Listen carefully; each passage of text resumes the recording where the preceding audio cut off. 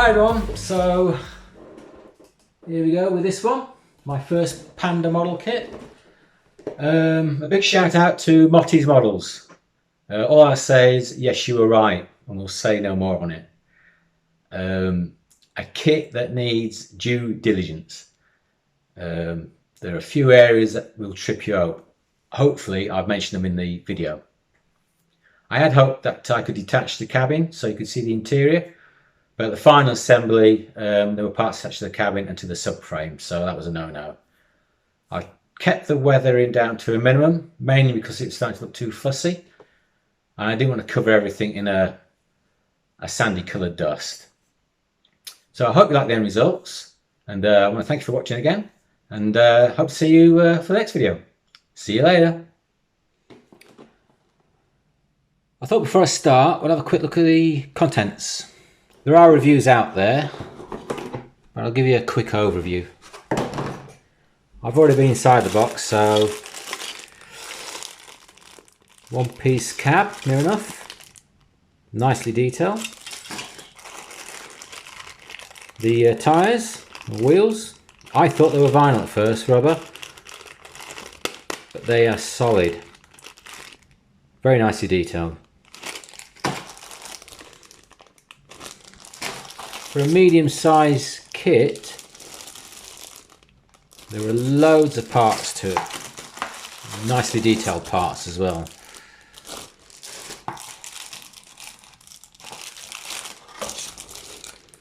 The exciting bits, the buckets and what have. Paint guide, the instructions. It looks like the loader and the backhoe are posable or even movable. I'm not too sure about the stabilizer legs yet. Etch sheet there, once again, very nice. And last but not least, the transparent parts, which surprisingly came with no bag. That's baffling. There you go. Luckily there's no marks on them, so that's why I put them to one side before they do start getting marked. So these are nice as well, nice and clear. Because it seems a shame that that nice engine will be covered, I thought of trying to look for a way so I can take this top engine cover off so you can still see the engine. And on this piece here there's a panel line, and it's nice and clear either side. Doesn't seem to be anything that attaches to it permanently, unlike this rear end bit. So I thought if I cut that out I could make this detachable, and that way you can see the engine. So I think I'm going to cut this part up, and hopefully that will give us access to that nicely detailed engine. So I've turned this one piece into two pieces. Quite labour intensive. Purely brand new scalpel blade, and then scoring along the panel line. Patiently. It took a lot of time and effort because the plastic on here is extremely thick. All that effort purely just so I can show this. If you're not going to show the engine, then there's no really any reason why you should build it. But it's up to you. So now it's done, I can continue with assembling the rest of the excavator. Right, I just want to mention something. I was about to do the wheel hubs, and if you look at the instructions, the way they go, it's got like a centerpiece, almost like a poly cap, but it's not, it's a piece of plastic, and then this piece should have a hole in it. So I was cleaning the parts up, ready to do all this, and these are the three parts. You've got your front hub, sorry, I'll focus, come on, come on, come on. I'll stuff you. And then you got that what I call a poly cap. And then this piece, which should have a hole in the centre.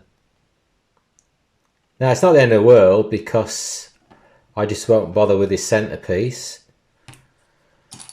And we'll just so you can see this. Glue the parts like that, because all they'll do is glue onto this disc or disc brake here, and all I have to do is cut this lug off here, this pin, and as you can see they'll just fit roughly, should fit snugly in there. So, and a bit of amendment to the illustrations, and I'd like to correct myself. The illustrations at first glance look pretty good, but they're not. You've got to carefully scrutinise them.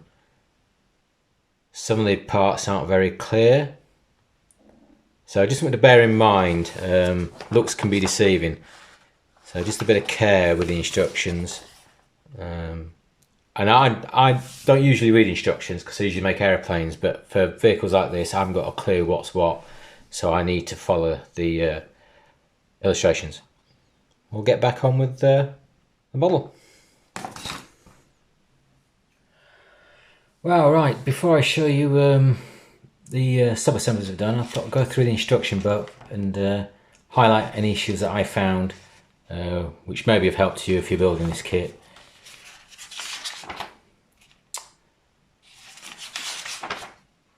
I've mentioned the wheel hubs before, so what else? Yeah, this assembly here, all these parts here I left loose, they're all dry fitted, and then these two end pieces here, once I was happy that they were plumb, I added a bit of glue and then left them to dry. Once they would set, came back, centered these, because these are all loose along the shaft. There's nothing to guide you where they should be located, just that you know they have to be equal distance.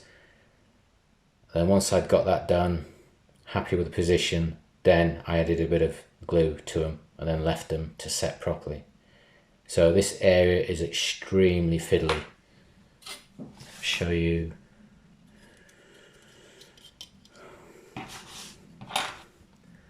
So yeah, these four pieces here were all dry fitted, let loose, and then that piece there, that piece there. Once I was happy they were plumb, added a bit of glue, left it overnight, and then once I was happy with these in the position equal distance, then I added a bit of glue to the shaft here. This is only if you are keen on having this mechanism work, which I was. I love this posable position. It's something not a lot of kits do. A lot of manufacturers won't bother going to this sort of engineering, but very fiddly, and a lot of care is required. You could do with an extra pair of hands. Next, the lead jacks. I had no issues with them. Just a few potholes to fill, one either side. Other than that, no issues with them. What else? The rear hoe. Once again, this area around here is very fiddly, and because I've left it off the main body, which is where it will fix, it gets a bit precarious, because a lot of these pieces aren't fixed in position, they're just dry fitted. And because the way I paint in sub-assemblies, I've got to be careful that these bits don't drop off and fall away, because they're not attached to anything yet or secured. Once again, excellent piece of engineering. If you want it moving, great. It's well worth the effort. More potholes. The only thing I would say is these two pieces here either side. If you're having the movable position, they don't affix to anything. They're not secure, should I say. If you're having it fixed, then you would just glue them there and then it would hold that in position. But because I want it to movable, there's nothing to hold them in place. So you can see that white bit of plastic card there, or plastic rod. That's additional just to hold those two side plates in position. As I said, if you're having this in fixed, then there's no need to do that. You would just glue it into position. You can see where I've sprayed black inside before I put two sides together. That's just so that if I can't get the main colour inside there, it gives it some shadow. You don't want the colour plastic showing through inside there, it would look awful.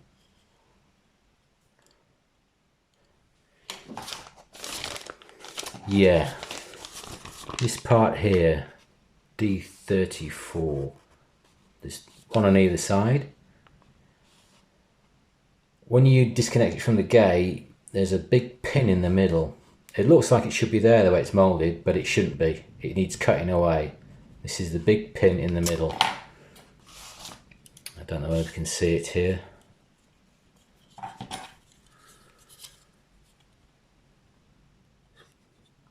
There at the side there. So the drawing is not very clear, but it shouldn't be there, so it needs taking out. Which is quite fiddly because it's a tiny piece.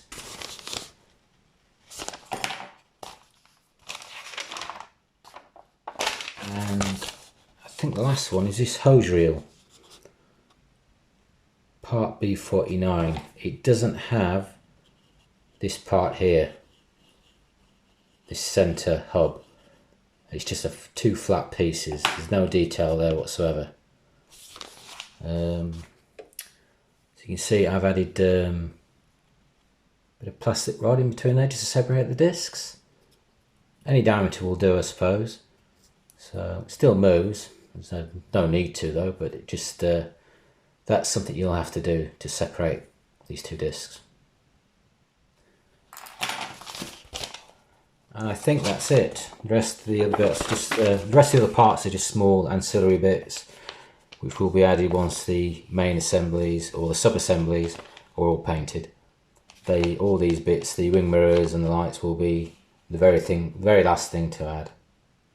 As for painting black, some people like it, some people don't. Before I added this top part to the main cabin, I painted it black underneath. Same with these, because there's so many nooks and crevices. Don't know if you can see that.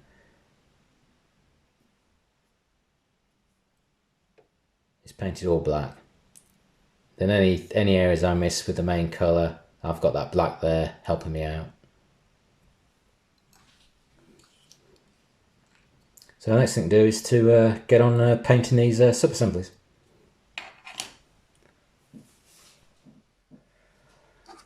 So I've painted my sub-assemblies. I've just got two here on show.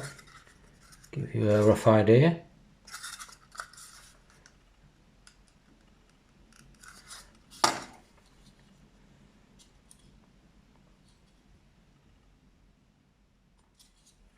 My dark colour was Flat Earth XF52, and then my medium colour was Desert Yellow XF59, and then our highlight is the XF59 with some white. These are all given a sealed coat of varnish, ready for the oil application. Since this is the second time I've used oils on a vehicle, I can't really tell you what I'm going to do because I don't know myself. So in the next shot we'll see whether it's worked or not, and if it has, how I did it. So I've added the oils to the sub-assemblies. These are the three colours I used: yellow ochre, burnt umber and white. I started to use the white as a main colour and found that it was making the model too chalky. So I mixed it with a bit of yellow ochre. And then the burnt umber for the dark areas, which in hindsight was too dark, too rich. One thing to bear in mind when you're adding oils or washes to your colour underneath, that it will darken that colour.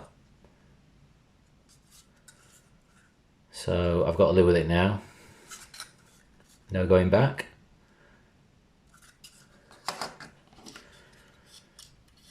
Engine painted. Ready for a wash. But as I said, I'll leave it for a day, maybe a couple of days before I start adding the enamel wash. The other thing I want to mention are the wing mirrors. It's not the parts themselves, it's the actual instructions. The illustrations aren't very clear on the framework and which way it goes. I end up looking at photographs, so something to bear in mind. Also, you get a nice etch fret which contains all sorts of horrible things to make up. These, for instance, there's 4 altogether, these light guards. Because the etch fret is like paper thin, I found them a nightmare to make and really struggled. And I'm hoping paint will hide the imperfections.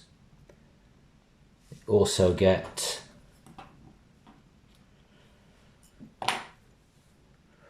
two of these to make, more light clusters, more struggling. There'll be a guard that goes on the front there, but I've got to wait to build the lights up and put them in before I put the guard on the front, so that should be fun. One of the nice things about the fret was the exhaust guard. It's a nice little touch, that, and should finish the model off quite nicely. So hopefully the next thing you'll see are the sub-assemblies with a wash added. One thing I forgot to mention and show is the interior. A couple of greys, dark grey and light grey. Dark grey for the recessed areas, light grey for the top. Let that dry and then come in with oils just to give the surface some texture and some highlights.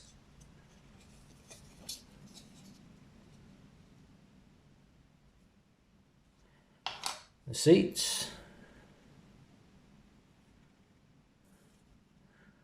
2 of those. Here again, just a base colour, and then the highlights and the shaded areas picked out with oils.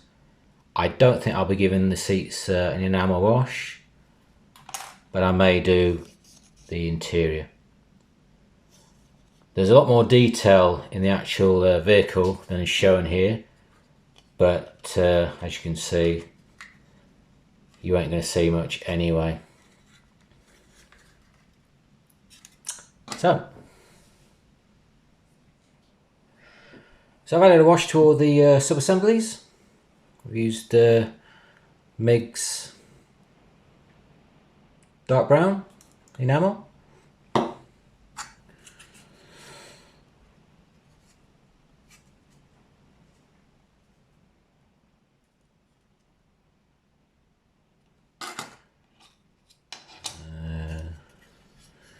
The engine area and all the other debris.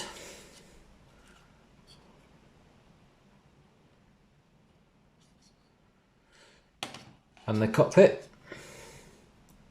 I'm not going to be able to see much of this, so I didn't put too much effort into it. As I said, there is a lot missing in here from the original vehicle, but as I said before, and I'll say again, that you're not going to see much anyway. One thing I do want to mention, this part here, which is the rear mirror. Now, looking at the paint guide, there's almost looks like the glass is tinted. I looked at some photographs and I didn't look tinted to me, so I've left it, although it may have added a bit of colour to the vehicle. This part here, the rear view mirror, I broke the bracket, so I've had to make a new one. And also there were supposed to be 2 holes here. They don't exist, so you'll have to drill them out yourself. Another little misnomer. What else? Oh,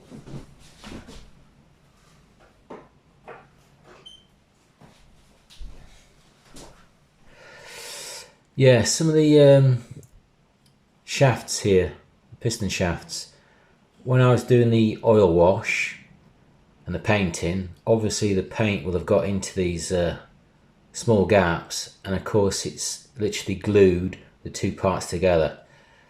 The bigger parts are okay, but the smaller piston rods, they broke, so I've had to replace them. Something I should have thought about. The paint and the oil would have acted like glue. And when I knocked them and moved them, the smaller ones, I wonder if I've still got stuff everywhere. Yeah. I don't know whether you can see it's broken. So I'm going to have to cut that out and replace it with a bit of plastic card. So I'm afraid the mechanism for moving will be null and void, because the joint will be so weak here when I add the new bit of rod.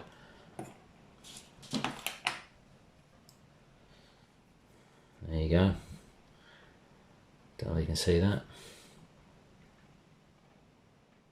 So yeah, so the next thing is to assemble this all together, which should be fun. So now I've got all my sub-assemblies finished, and the decals put on, which I have to say were very good. Crystal clear, nice and sharp, and they went down a treat. For some strange reason, I had quite a few left over. I would have liked to put them on, they're quite quite nice. But on the paint guide, they were nowhere to be seen or annotated, unless I'm missing something. So they were left over. So we'll try and assemble all the sub-assemblies.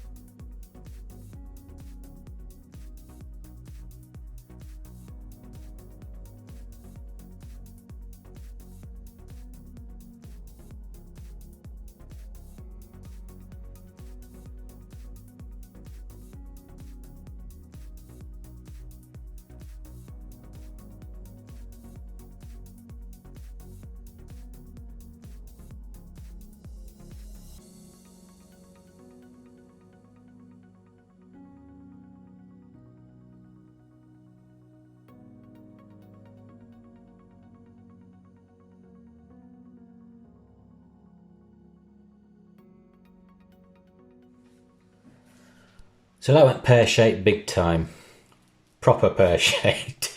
What I ended up doing is taking off both rear jack stands and then attaching them to the rear hoe. So attach one side first and give it about an hour just to dry properly. Well, not dry properly, but just to take hold. And then I did the other side and left it about an hour. So hopefully now it should just fit at the back.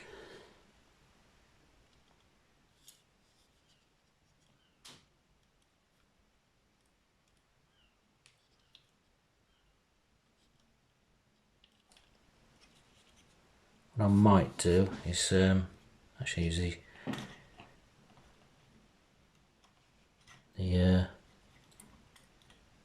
the legs just to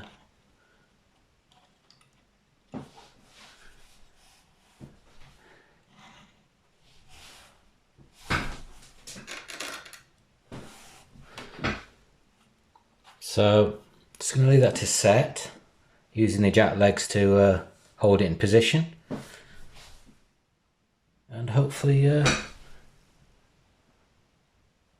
we'll have the rear hoe attached. So I'm going to leave that for a good few hours, and then we'll come back and assemble the rest of the parts.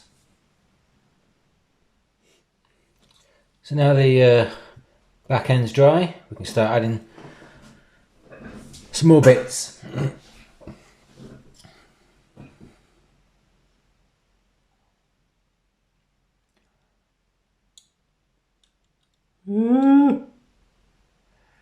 This is going to be very tricky, Mr. Bond.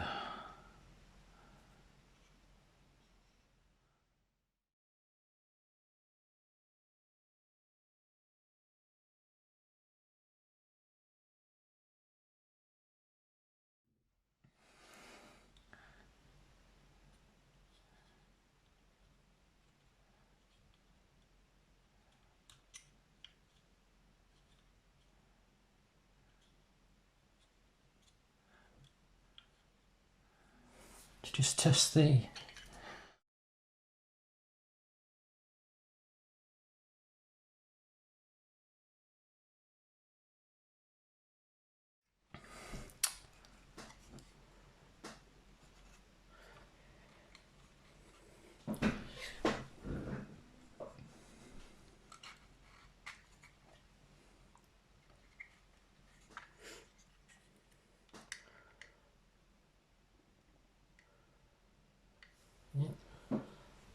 got these bits here. What else? That.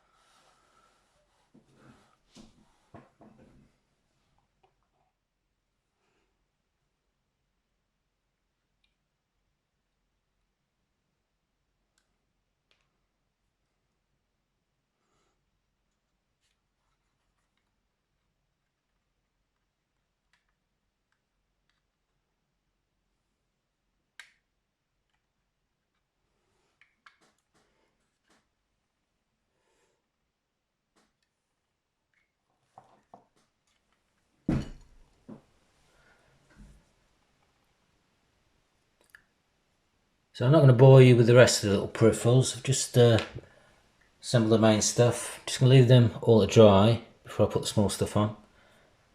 And I just want to mention, just thought I'd show you these as well, the mud guards. The windows to put in.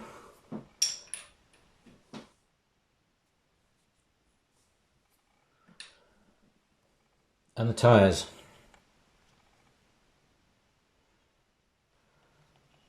So the wheels, nearly done.